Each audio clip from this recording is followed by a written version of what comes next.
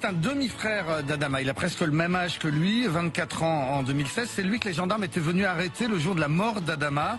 Il était recherché pour une affaire d'extorsion de fonds sur une femme fragile qui était placée sous curatelle. Il avait plusieurs fois exigé qu'elle retire du liquide pour lui. Dans cette affaire, il a ensuite été jugé et condamné en avril 2018 à 2 ans et demi de prison ferme. Mais pendant qu'il était incarcéré à Fleury-Mérogis pour ces faits, il a été accusé de se livrer à du trafic de drogue depuis la prison avec un de ses frères qui gérait le business depuis l'extérieur. Ils ont été condamnés pour ce trafic à 1 an et 2 ans et demi de prison ferme. Bagui Traoré est accusé d'avoir participé à ces tirs.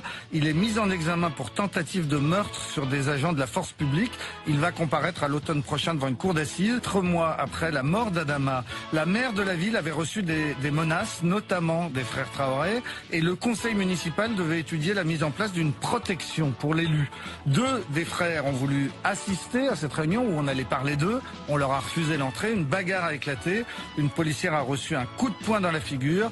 Bagui et Issoufou Traoré ont été arrêtés. Mais leur arrestation a aussitôt provoqué une émeute dans la ville. Une dizaine de jeunes, dont un autre frère Traoré, ont arrêté un autobus. Ils ont molesté le chauffeur, ils l'ont éjecté puis ils ont mis le feu à l'autobus.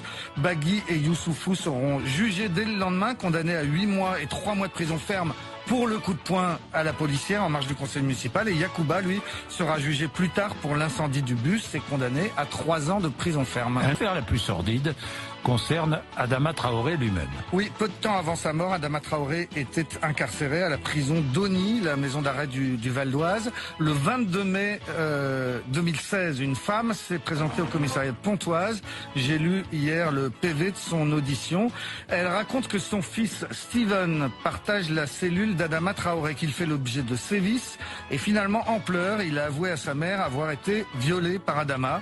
Sa mère a ensuite remué ciel et terre pour que son fils change de cellule, ce qu'elle a obtenu quelques jours plus tard.